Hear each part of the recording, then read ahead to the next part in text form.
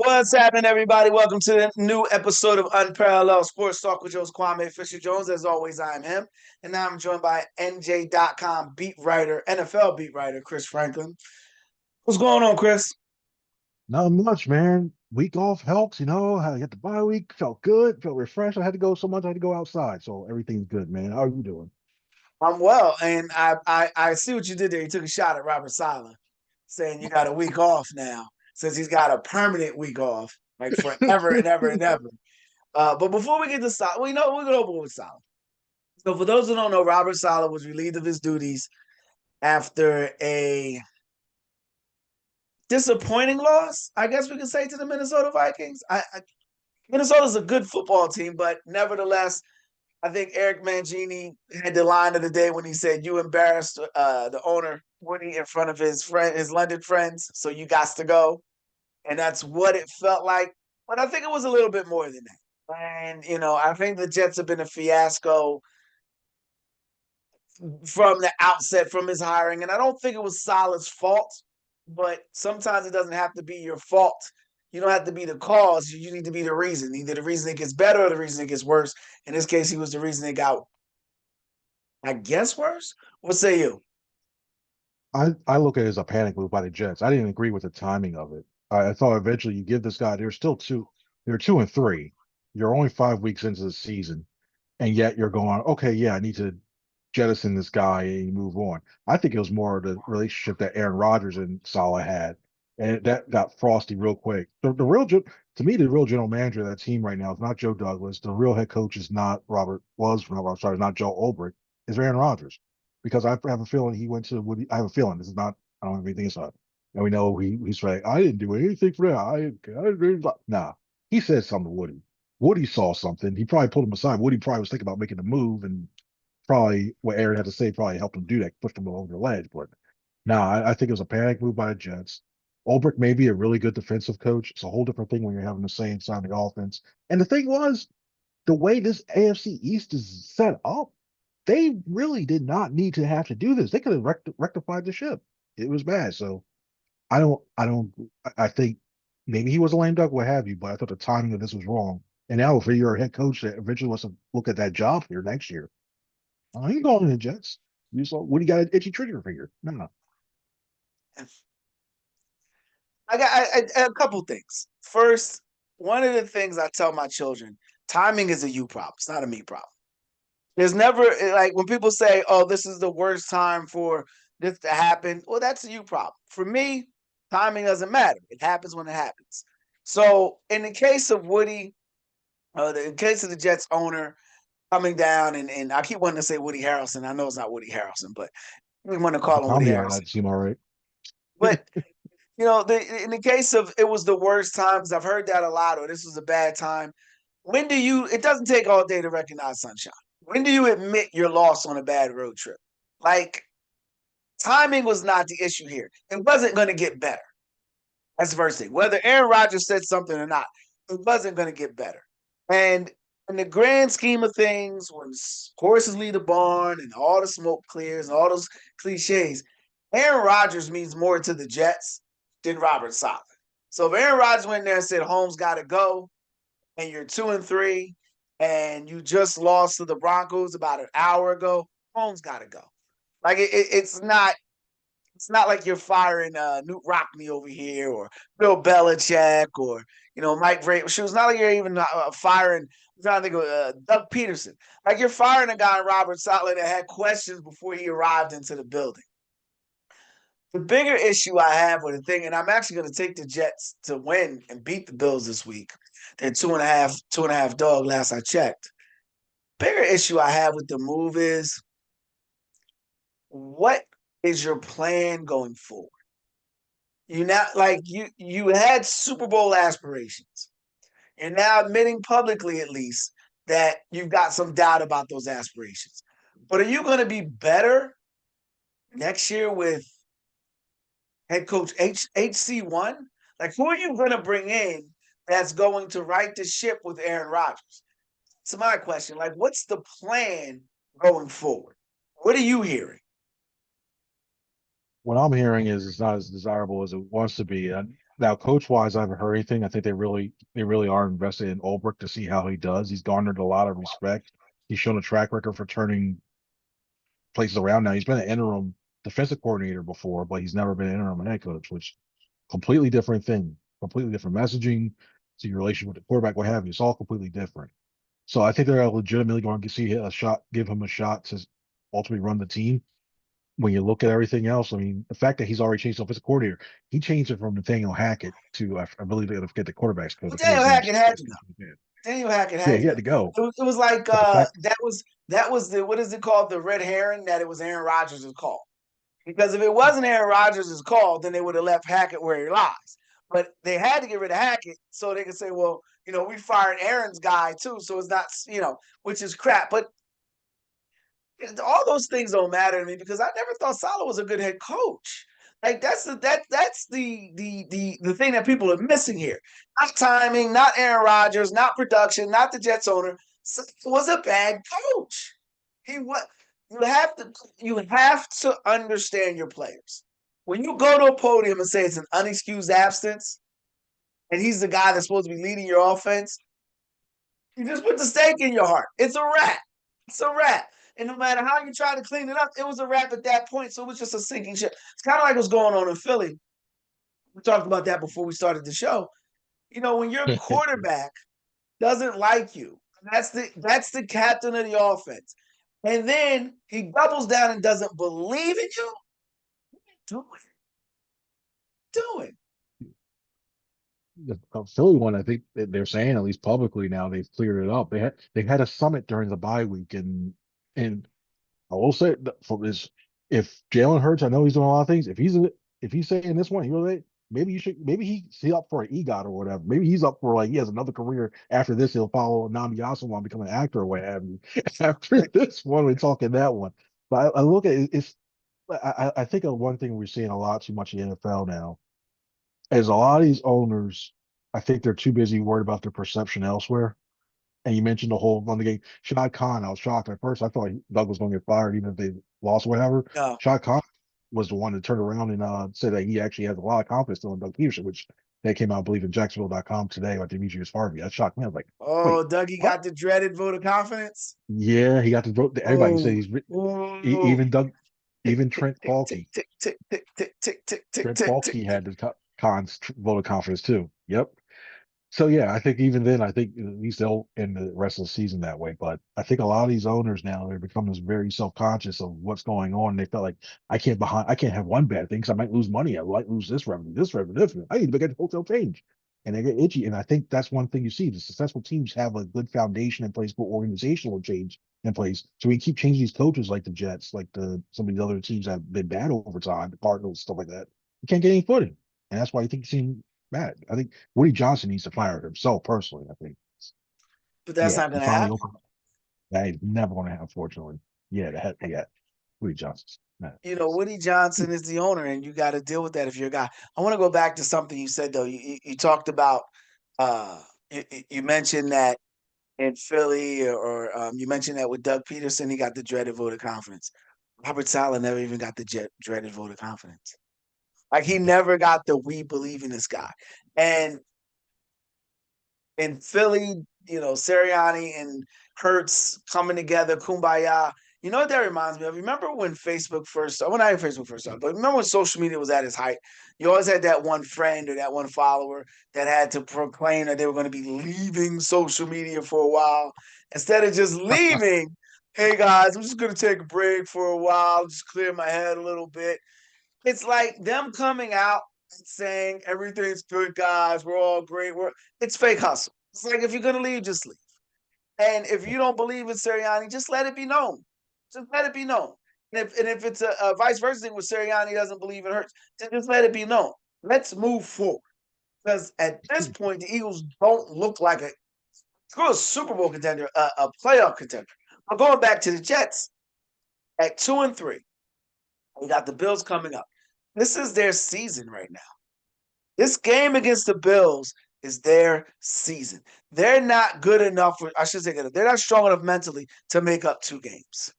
So the Bills are already ahead of them by 1. And if they win, then that means they got a 2-game lead essentially until they play again. And the best they can do is high. But this is their season. This is their season. So we'll find out a lot about them. I'll let you get the final word on the topic, and then we'll go to Sam Darnold. Well, it's funny you mentioned that too. I think for a lot of these teams around the league as well too, this is their season this week because lo and behold, the trade deadline's approaching very fast. Which why they have the trade deadline the same day as election day beyond me, I don't get this year like It's why, not always but it's election coming up. day. No, but this year he had the power of moving around. Like, come on, you do day after day before. Like, come on, you can set it up. But it's bad. I think a lot of teams will learn. We'll start hearing a lot more rumors after this week because, and the Jets included. I know we're going to be picks later. I don't see a way they beat them, even with Really? this surge of yeah, even with the whole let's change them around. Like Jeff Saturday got replaced in Indianapolis and they played well for that week and that too. We focus on everybody.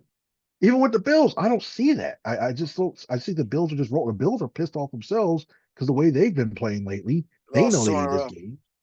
Yep. And you look, it's like, what are they doing like that? Like, if I had more confidence in that Jets offense, I think they would be all right. Their defense, I don't think they're worried about. Is that offense you look at it? I don't see how you fix it unless you make a move now, and they're not. So, good luck. Well, it's a great point, but I do think just for 1 week they become paper champs. For 1 week they're able to rise up and be the division foe.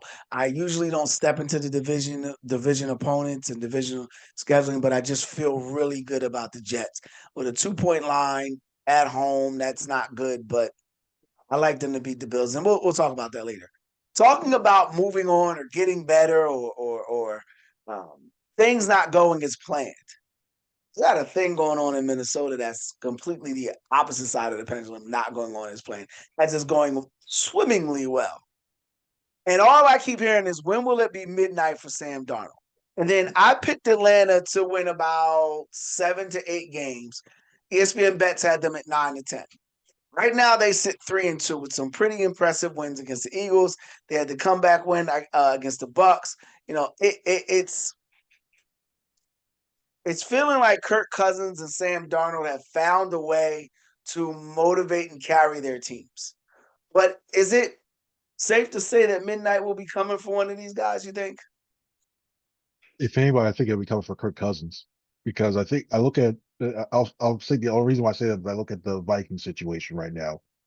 Darnold is not having to be in a lot of must-win type drives or situations because the Yeah, way Brian true, Flores has true. that defense playing is just good luck. Like if the rogue has to go through Minnesota, just send them to the Super Bowl already. And Kirk Cousins, we know whenever it comes time for a pressure situation, especially that early season, oh, he's great. He's all pro. Check down He's Kirk. Hall of Fame. Right, you get that for it. Yep, he's fine. Look at his completion percentage. Look at his quarterback rate. Oh, it looks great.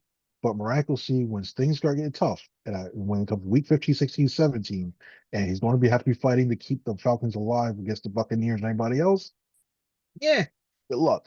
He'll start reverting to the old Kirk Cousins in that way too. And I like Kirk Cousins too, but no, unless Coles wants to decide, hey, if you win the last 3 games of the year, we'll give you a lifetime contract of whatever doctors, whatever. Oh boy, I like this. That's the type of I think Kirk would do that.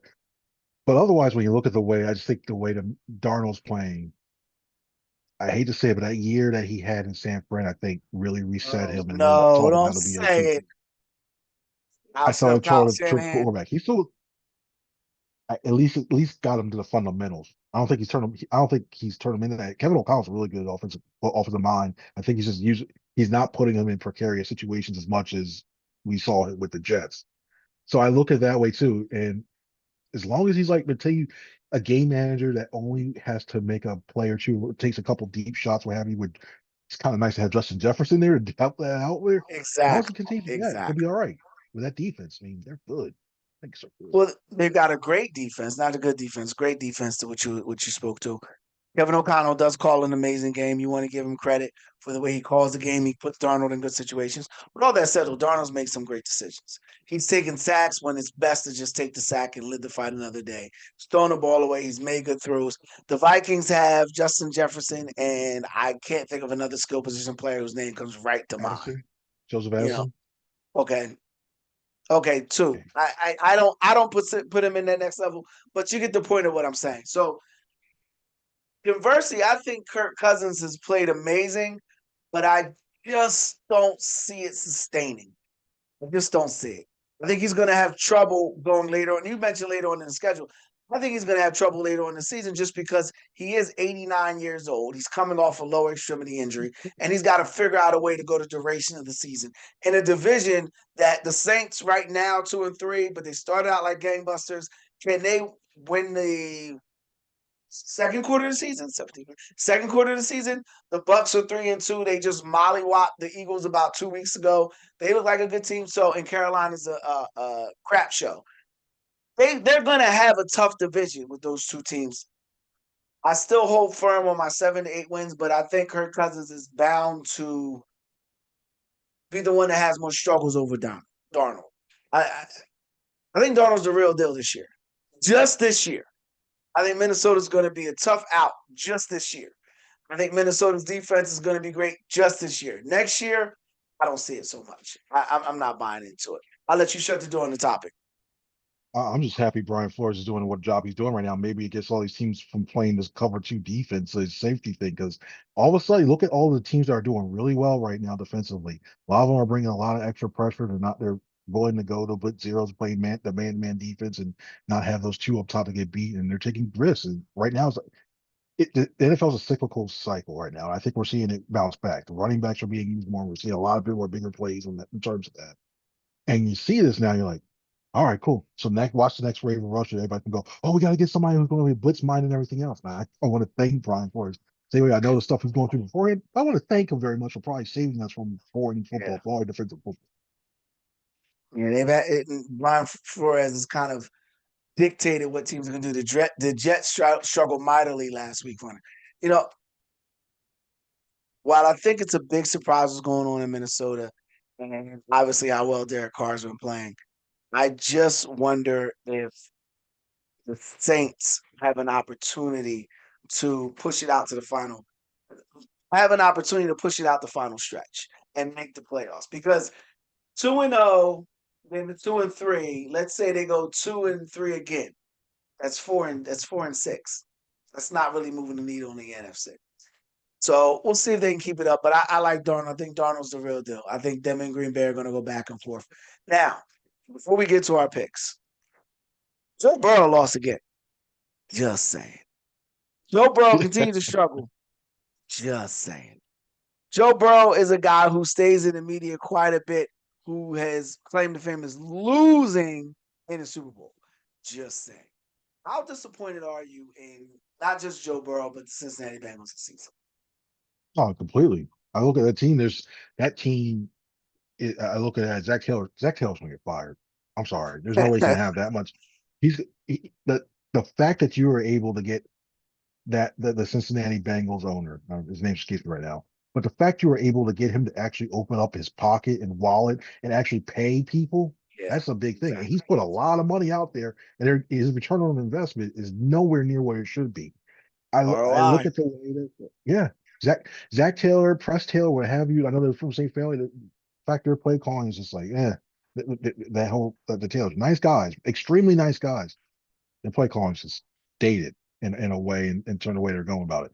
Joe Burrow, the fact that you look at the way Joe Burrow is playing, I don't know what there's. It's time for him to stop getting the kid gloves treatment on that one too, because had this been, if you look at when you look at Jalen Hurts' numbers compared to him, they're pretty similar.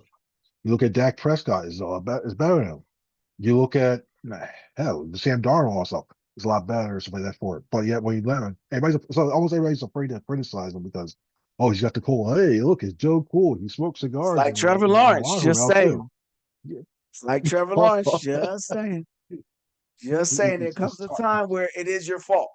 There comes a time when yeah, it's just your fault, my man. And that's the case it's with. Jamar Chase That's too. the case. I mean, wholeheartedly. That's what's going on, and not just in Cincinnati, but in Cleveland. You have a guy in Stefanski who's a little different to play. This is your fault. We signed Deshaun Watson. Your fault.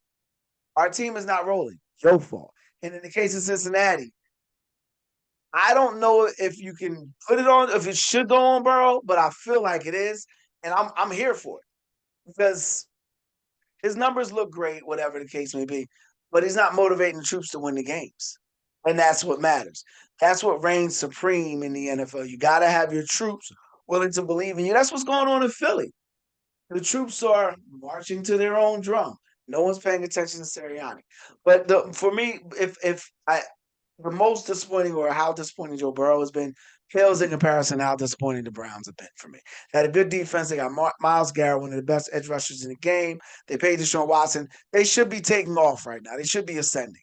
They should be complaining about when they lose a game, not a few games.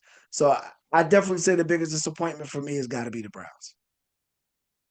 I think the reason why Joe Burrow's numbers look great, passing numbers look great, because the Bengals have no pass rush whatsoever, and he has to keep throwing because they're always behind in terms of that. I look at the Browns in terms in their defense.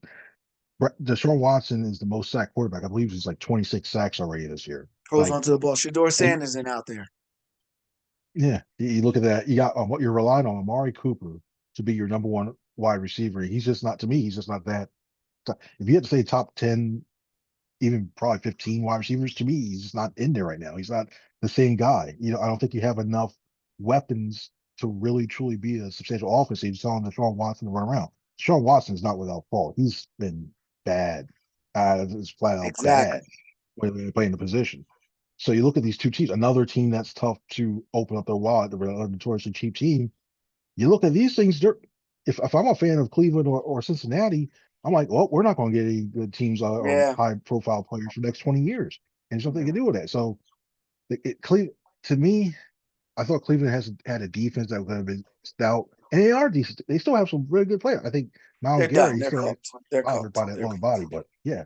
And then North too, yeah, good luck. You can't lose 2 games in a row with that stacked division. You still got the Ravens and Steelers got to worry about. So Physical yeah, teams. they're Yeah, done. physical teams that come Yep. to beat you up.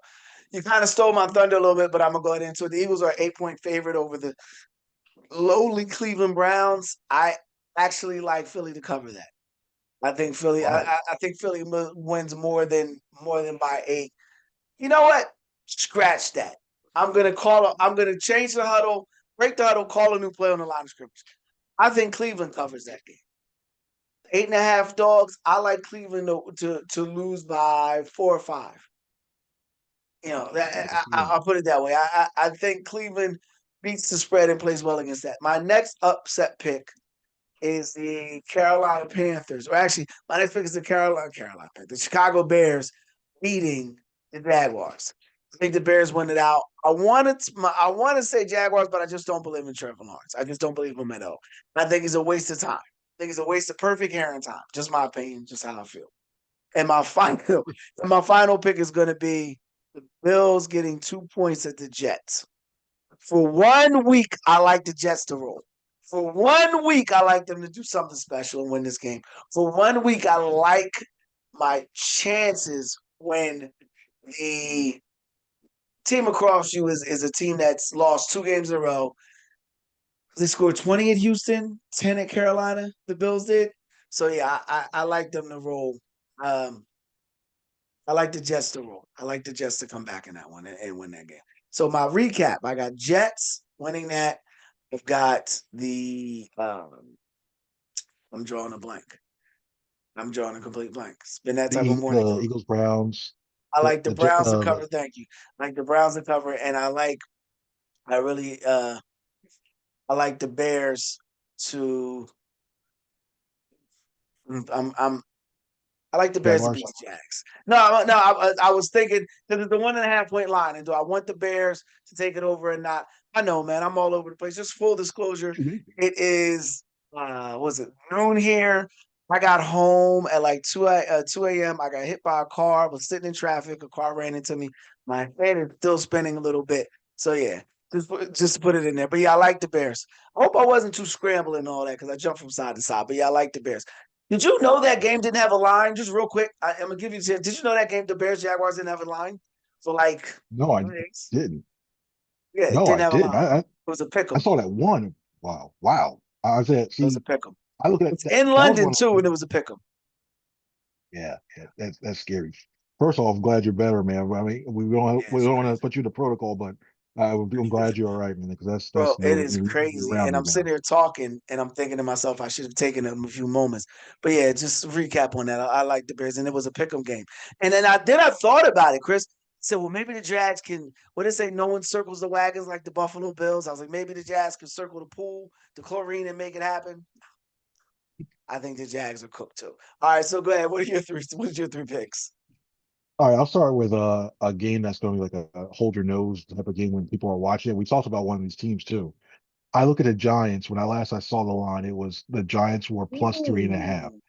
Ooh, I ooh, like the Giants to cover. I don't know if they'll necessarily win, but whenever I see a 3.5 line and the yeah. way the Giants are always playing, the Bengals take it, and I know Neighbors is out. I know Malik Neighbors is out. And Jamar Chase is trying to go after that. But the Giants defense pass rush has been really good.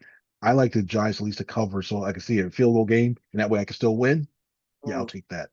That's why Another I one, left that game alone because Neighbors wasn't playing. But go ahead. I like that too. The other one, you mentioned this one game too, and I thought only forgot. Wait, I'm actually taking the Jaguars over the Bears only because Ooh, I don't know what it is about London, 'cause you but the love Trevor Jaguars actually Lawrence. like a true. It, yeah, I was looking at just the fact that it You being in love some London. Trevor Lawrence. No, I'd love me some London, Jaguars, London. That's why I know it could be Doug Peterson going back under center. Whatever the Jaguars seem to go to London, they seem to play really well. I don't know if Shahad Khan says whoever plays awful, I'm going to make sure I trade him for the deadline or what have you. They play well in London each time. They play it short to the fact where I still think they are the team. If they have an international division or have a team internationally, I think the Jaguars win the London. But this whole thing, I think they're. I think they win, and I win. I think they win outright against the Bears over there Man, in terms of that. John Khan comes to you and tells you, if you don't play well in this game, I'm going to trade you. It's kind of like, don't threaten me with a good time. I get to leave Jacksonville? Sure. Don't threaten me with a good time. Go ahead. What's your final pick? Oh gosh, what do you imagine if he traded with Cleveland just for a 6 round pick just to send a message? Oh, throw me off, like just get me out of there. The final pick, and this is more of another system play as well too. Titans Colts, another not pretty game, but the Yes. fact that the Colts are underdog at home, less than 3 points, those two things I'm looking at. You know what? I'll take the risk, or at least it'll be a contrarian that one to give me the Colts home team. Not saying anything, things will be great. You're without Michael Pittman, yeah, but I forget to say John Taylor. He might be out again. I'm not sure of that one too, but just as more of a system play, if we're looking at that home dog, I guess in the division, I think I'll take the Colts in terms of that. I thought about the Eagles Browns games well too, and I was going to go with you on too in the Browns because I think that's a touchdown game that the Eagles their pass team is still top 10. And even though the Eagles are getting AJ Brown and Devontae Smith, yeah, I still say they'll be a tough out there. So I think they cover. But yeah, I'll stick officially with the Titans Colts and the Colts covering. Yeah, I actually thought about the Eagles game, and I thought I liked the Browns to cover in that game. I still, hopefully, the Birds win, but I like the Browns to cover in that game. So, just to recap, you want to recap your picks real fast? Definitely, yep. I'm going to take the Colts plus 2.5. Last I saw, I'm going to take the Jaguars plus 1.5. What have you? And I'm taking the Giants plus 3.5. You really gonna go with those Giants, huh? Giants and Jags on the Yep. same ticket, huh? You trying to have a bad week? Do you want to win, son? Do you want to win? I'm trying to make money. I'm trying to make money, especially on the plus side too. Not With on, some of these not on plays, Trevor Lawrence taking the and hook. Danny Dimes over there. If it was Trevor Lawrence back in the continental United States, yeah, I'm not touching that game. Trevor Lawrence in London or the Jaguars as a whole in London, feel more comfortable them playing over there. They become superheroes over there. I don't know what goes on there. Maybe it's that weird Thames Well, nah, water or they're whatever. probably comfortable there, and it's less scrutiny, and they get to travel a little bit. They get more days off.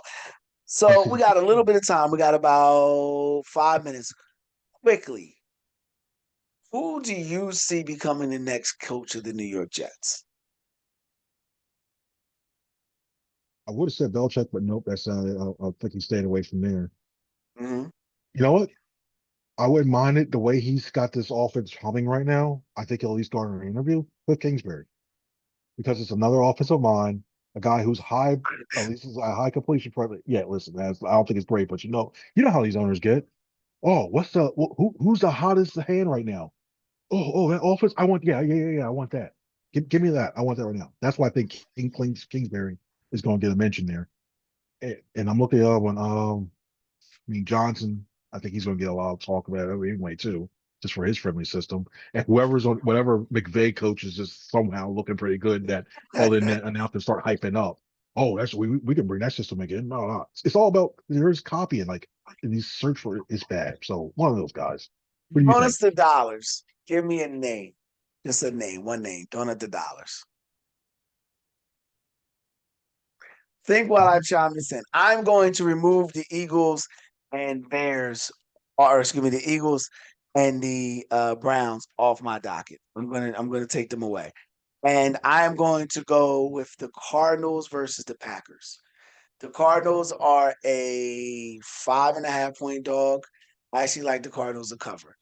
I don't. I like the Packers, but Jordan Love didn't look right his first game back. I think it's going to take another step for him to get back. So I'm taking Cleveland out of the equation, taking Philly out of the equation, and I'm dropping the Cardinals to cover.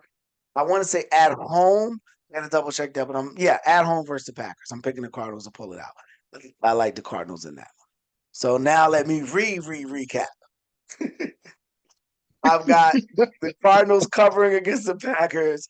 I've got the Jets outright beating the Bills, but I'll pick them to cover just to be safe. And my sleeper pick is going to be the Bears, not sleeper, but the Bears and the Jaguars. I actually think the Bears were. I think the Jags have mailed it in. Even in London, they're home. I think they, listen to some music. Take me to American Boy. I think they do all that things, and we'll go from there. Yes. Nice. Chris, I got the Chris, name. I appreciate you, brother. No problem, man. Thank you. Mike Vrabel. That's what I'm going to say. I'm going with Mike Vrabel. That's the You're guy I gonna go think. Mike Rabel? I actually like that. And Yeah. damn it, you waited till like 30 seconds. We got like 5 seconds left. Yeah, I'm looking on camera. I gotta figure out a way to edit this out. I'm trying to find my timer. Gotta find a way to Yeah. edit this out. I like Mike Vrabel there.